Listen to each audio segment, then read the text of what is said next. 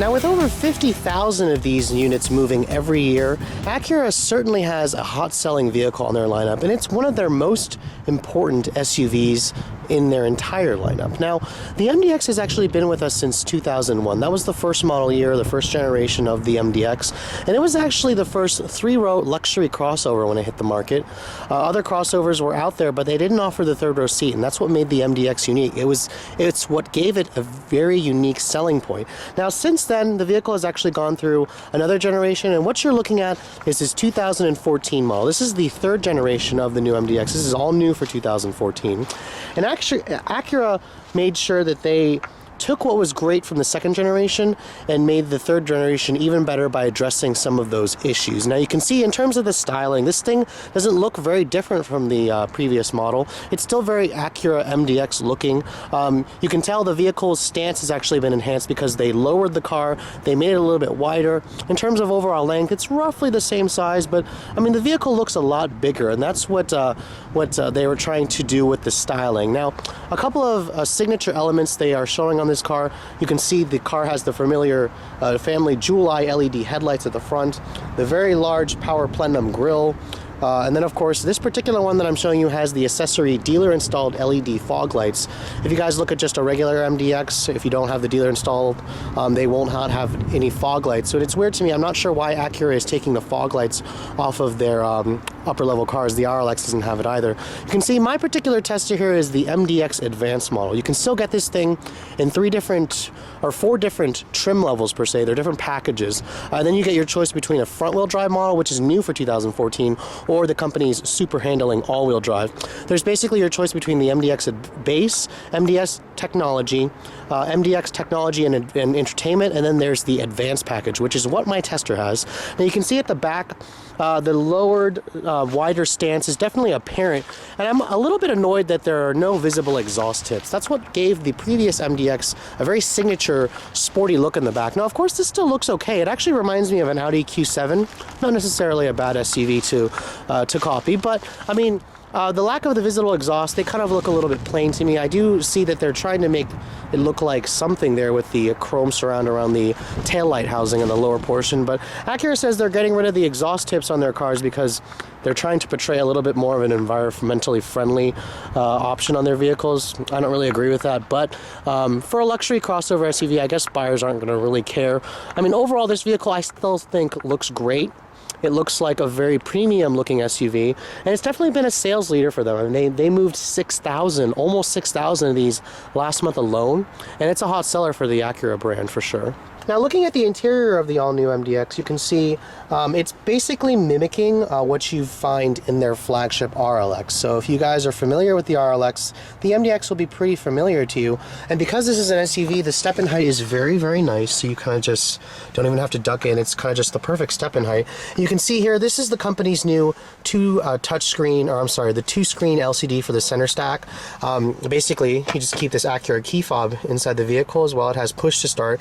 You'll get that on the technology package and up, and you can see this key is very large, but it's a very sturdy key. It's much better than the older intelligent key that they have in their older cars. So basically just put your foot on the brake and push the button to start the engine.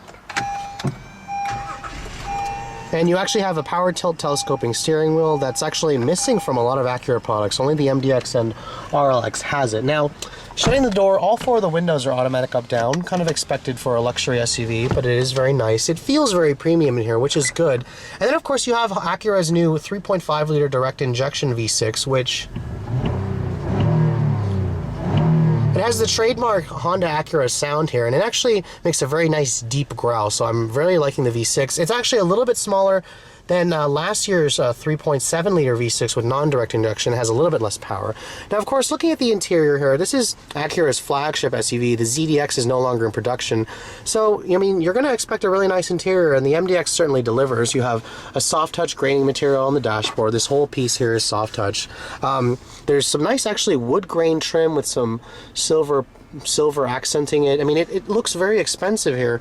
Even looking at the center stack here, I'm not really a fan of this plastic on right here. It feels a little bit cheap, but the shifter, it feels really good in your hands. I really like the the leather stitching there. You have some nice little more wood grain here with a little bit more storage down there.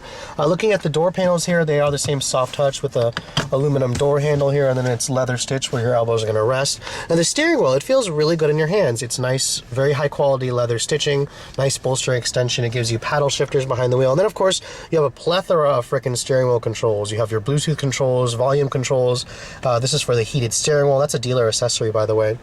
You have your lane keeping assist, your adaptive cruise control switches here. I mean, this vehicle is literally packed with technology when you go for the advanced package. And then of course, when you come to this center stack here, this is the most interesting piece. 2 LCD screens. There's an 8-inch screen on the top, a 7-inch screen on the bottom, and this thing actually gives you haptic feedback, which means if I touch it, it actually sends a vibration back into your finger to acknowledge that you have touched this portion here. And I'm not really sure how I feel about this second screen. Now, it's very good in the fact that Acura was able to clear up the cluttered center stack with all the buttons in the previous model, so that is a good thing. But I'm not entirely sure why they give you 2 different controls for the climate. For example, there's climate control settings here. So if I wanted to change the temperature, I can just tap that and I can just drag my finger there, or I can just toggle the knob here. I mean, there's just so many different ways how you can adjust things on here. It seems like it's a little overkill. I mean, most people are probably just going to be like looking at this and they'll have to get used to how it works. I mean, I have to get used to how it works, honestly. Also, what's interesting is, for example, you have all your modern sources here. There's an HD drive in here, there's a rear seat entertainment system, AM, FM, XM, satellite radio, iPod, USB, Bluetooth streaming audio. I mean, this thing literally has everything. It's got Pandora, AHA. So, I mean, this thing literally has all the modern conveniences you expect. Now, in terms of the navigation system, this is pretty much the same Acura, navigation head unit. It is the updated system, but I kind of think, honestly, they're ready for a change, especially when other luxury manufacturers are using a map that's a little bit more elaborate. I think Acura should as well. When you put the vehicle in reverse here, you get a nice backup camera, which gives you distance markers and the trajectory. So it is nice that they are finally giving you that. My particular tester here also has the front and rear parking sensors, but you can also see, you can change the views here. It has a top-down view, a normal, and then a wide view. Honestly, I would just probably leave it in the wide view. That's the best view. Speaking of which, the shifter here, it's a 6-speed automatic transmission. That's your only transmission choice. The IDS button here, that is new for 2014. They actually introduced this on the RLX as well. It stands for Integrated Dynamic System. You push this button here and you can basically toggle between comfort, normal, and sport settings. So basically it's just a driver selectable, steering modes. The steering actually gets very heavy when you put it into sport mode, but I'm surprised. I wish the Acura would make the gauges turn red. I think that would be a nice addition, especially if you're going to put it into sport mode, or maybe blue when you put it into comfort or economy mode, something like that. Now, the navigation display is controlled from this Acura controller here. This is basically just an updated system from the older MDXs and such like that. You can see the graphics are updated, so if you want to enter an address, you can basically just hit map, hit address there, and you can see here if you want to enter it by city. What's kind of weird though is you can either input it from this part right here, or you can also input it from the little keyboard right here, which, I mean, Acura kind of gives you 2 ways to do it. I'm not entirely sure they need to give you 2 ways. I feel like they're going to confuse a lot of their buyers, but I mean, I guess it's just about options. Luxury car buyers always want options. Now, in terms of everything else, the leather seats in this vehicle are very, very nice. They're very comfortable to sit in, perforated, heated, and cooled. The center console here, it actually does adjust, and it gives you a ton of space if you look inside there. So, I mean, literally, this vehicle is the ultimate road trip vehicle. It definitely feels like a luxury SUV.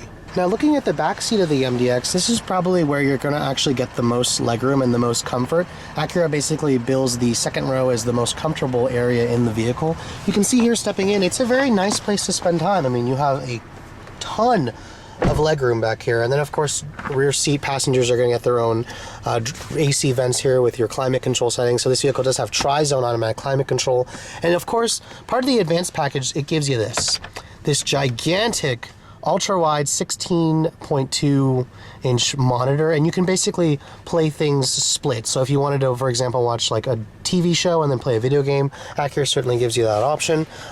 Looking at the seats themselves, this vehicle is very wide, so you can fit 3 across here. You have a nice armrest here with some cup holders as well. You have 2 mat pockets. The door panel materials are basically the same from the front seats. They're very nice and soft padded right here. And then of course you have your own set of little manual sunshades here if you don't want to, if you want to try to block out a little bit more of the sun or people looking into the vehicle. I mean, overall the second row here is the best place to spend time, especially with this gigantic screen in this back seat here. Now, another new feature for 2014, and Acura is quite proud of this, getting into the third row for an SUV like this is usually a very complicated and exhausting manner to try to climb over these seats, but they've simplified that. All you have to do is just push this button right here, and that basically just automatically moves the seat forward and gives you a nice little area here to get to the back seat. Now, this third row is very, very tight. It's still only for small children, especially when you put the seat back here. You can see you're only going to get about 28 cubic feet or cubic inches of legroom, and you can see I'm only 5'7". My knees are touching the seat back, and then of course back here everything is basically hard touch, but at least you have a nice view from the back here, especially with this tiny window right here, and the wide body still gives you a nice feeling of space, but you have a nice view to the monitor in the front, and then of course I guess from the driver, from the 2 LCD screens all the way up at the center stack. Now, being that this is the advanced model, power tailgate is included. It is adjustable as well, and you can control it from the key fob. But you can see here, the cargo area of the MDX is very nicely finished. I really like the aluminum trim pieces right here. This, of course, is a dealer-installed accessory. It matches the interior one. It's very, very nice. With the seats up, you're going to look at about 14 cubic feet of space. If you want to fold down the third row seat, you can pretty much just do that by pulling on that and then just pushing the seat forward. It's pretty easy to do. Acura doesn't give you a power folding third row option like some of its competitors do, but when you fold that down, you're going to look at about 45 cubic feet of space. And if you fold the second row seats down again, you're going to look at about 90 cubic feet of space. So, I mean, if you guys need the practicality, the MDX certainly delivers.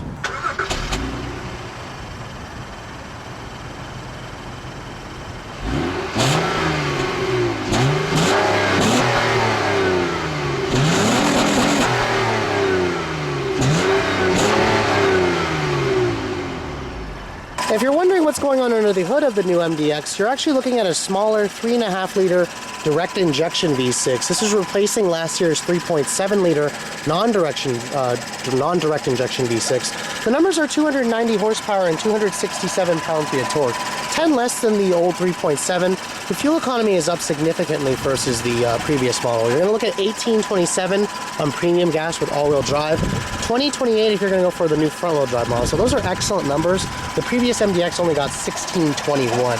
Now, because this vehicle is 300 pounds lighter versus the old model, 0 to 60 times haven't really changed. You're still going to look at about 6.5 seconds. This is still a pretty quick car, and this is also the first direct injection engine in the MDX. This is basically the same unit out of the RLX, but it makes about 20 less horsepower, not sure why. But let's take a look at how it all works together. My particular tester is a super handling all-wheel drive model. So even though the MDX is Acura's largest SUV offering, surprisingly, it's one of the sportiest vehicles to drive in their portfolio, and let me show you exactly why that is.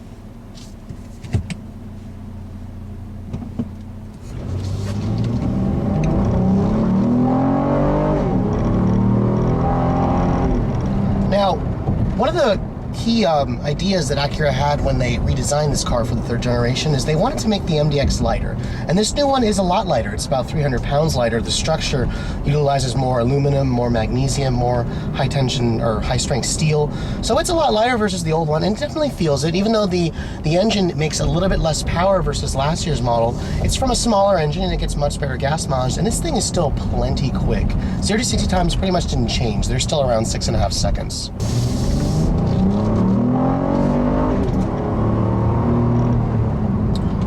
And of course, when you get on the throttle, this car's engine still makes that trademark Honda VTEC growl. The direct injection really adds a nice torque punch. The V6 engine from Honda is usually required to be revved out, and that's certainly the case, but I definitely feel a lot more power down in the lower RPMs. This thing just has a lot more torque. And then of course, unlike the RDX, Acura didn't get rid of the super handling all-wheel drive, so this car still has it, thankfully, and you know, when you put your foot down, you can really feel the torque vectoring control that the all-wheel drive system gives you. It just makes the MDX feel a lot more planted and tossable.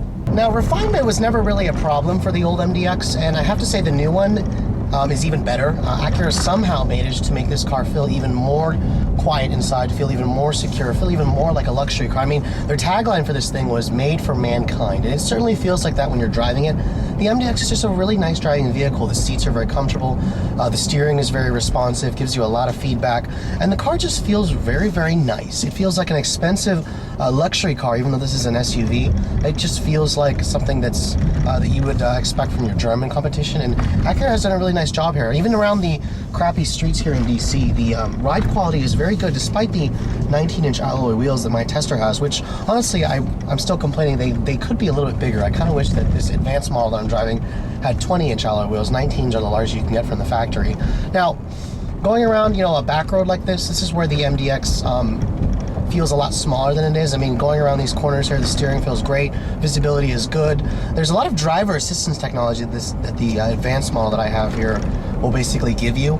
Features such as lane keeping assist, lane departure warning, forward collision warning, Acura's collision mitigation braking, and then of course it's got adaptive smart cruise control that'll basically come to a stop and start for you if you're not paying attention. So this thing could literally drive itself. It's about 90% autonomous. It's really scary when you first kind of start to trust it, but once you do, you'll start to wonder, how do I not have a car that basically does this for me all the time? It's something that you'll get used to very, very quickly. Now, quietness is also where the MDX has really been elevated here. Acuras in the past have been known for having a lot more road noise than some of its competition, and you definitely feel just how much more sound deadening materials are in this vehicle. Acura says that the advanced model that I have actually has a little bit more sound deadening material, so this model will feel a little bit more quiet versus a base or MDX or a technology package. But I mean, you're basically going to pay for a vehicle that feels like a German luxury sedan, and then of course it finally has the technology. I mean, I complained about the previous MDX. It lacked a push button start, it lacked like a power tailgate on the earlier models, and this one just has all that. It also has all the driver assistance stuff that Acura's smaller RDX lacks.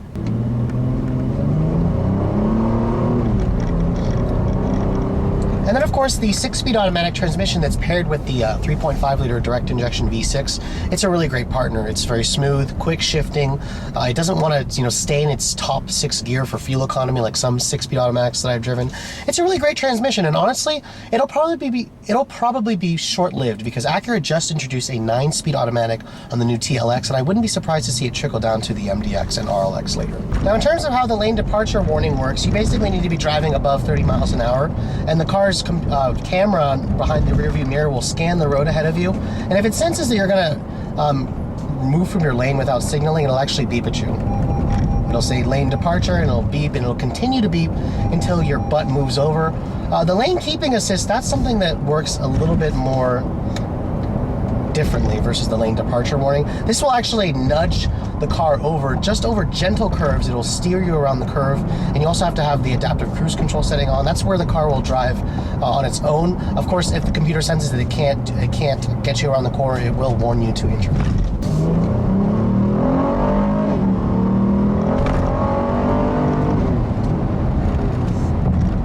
Now, because the MDX is literally one of the few autonomous driving cars on the market you can buy, let's take a look and see how the system works. Basically, if you want to use the adaptive cruise control and turn it on right here, just push the set button. First, you need to be in drive, first of all. Push the set button here, and it's setting the car at 35 miles per hour. Now, it actually has a camera that's scanning the car. There's a car in front of me, and it sees that there. It sees them braking, so it's going to back off the throttle. It'll actually hit the brakes if it needs to. I can feel it hitting the brakes here. It also will work the steering system, because I do have lane keeping assist here, so the camera will also scan the lane markers, and if it sees that you're starting to drift out of your lane, it'll actually nudge the wheel over just a little bit. It'll steer around gentle curves for you, and right now it's not doing it, but I have seen the system work. It works a little bit better at higher speeds. At lower speeds, when it's also this kind of a curve, it's a little bit too sharp of a curve, so the system won't do it. But again, this thing will basically come to a complete stop and start for you if it needs to. And then there you go. There's the collision mitigation braking. It actually hit the brakes for me to because it thought I was going to hit the car in front. But it's a pretty nice system. There are some fail-safes in it, and it will tell you pretty loudly to intervene when the system thinks it can't do it for you. So again, if you guys are interested in all this driver assistance stuff, the advanced package is definitely the way to go on the MDX. So all that said, we're coming up to the conclusion of this video, and the 2014 MDX is a hot car. It really is a hot car. Acura sold almost 6,000 of these last month alone. The company consistently moves over 50,000 units of this SUV every year, and it's their best-selling model. It outsells everything, including the TL and the TSX combined. There was a time where the TL outsold this thing, but when Acura redesigned the MDX in 2007, this is where it overtook the TL. So with all that said, should you put this on your list if you're looking for a mid-size crossover SUV with a third row? Absolutely. If you guys don't look at this car, you're really doing yourself a disservice. It offers a lot of value for money. It offers great technology. It offers a great powertrain, great fuel economy. I mean, 18 in the city and 27 on the highway on premium gas, of course, which is tops in the class for a three-row crossover SUV like this. It's definitely worth a look. I mean, if you're going to be comparing this thing, you're going to be looking at like a Porsche Cayenne, a BMW X5, a Lexus RX, but of course the RX doesn't have a third row seat. There's also the Infiniti QX60, which is also worth a look, although the MDX is a little bit sportier to drive, and it is my pick just because I like the 6-speed automatic in this car over the CVT and the JX. But honestly, if you're going to be shopping for two Japanese competitors, these two are really the ones to look at. They are roughly the same size. The MDX is a little bit sportier, a little bit more traditional in the way its driving dynamics are. Some people like the styling of it. This car styling kind of appeals to both men and women. It's one thing the MDX has always been really good at. So if you're in the market for a crossover SUV like this, I highly recommend taking a look at one. They start at around $42,000 for a base front-wheel drive model. If you want one like mine with the advanced package, you're gonna have to pay a lot more. This one stickers for about $57,000, and the reason being is because if you want all-wheel drive, it's about $1,800 more. If you want the technology package, it's about $4,000 more. If you want the tech with the entertainment package, $2,000 more. And then with the advance, it's about $6,000 on top of everything like that. So with all that said, a loaded MDX can get pretty expensive at $57,000. But honestly, if you're gonna look at its competition, they're gonna be, well over $60,000 into $70,000, especially for the European, German competitors. Anyways, hope you've enjoyed my overview of this 2014 Acura MDX. Make sure you check one out if you're in the market for a luxury crossover. Thanks so much for watching, guys. I'll catch you all later.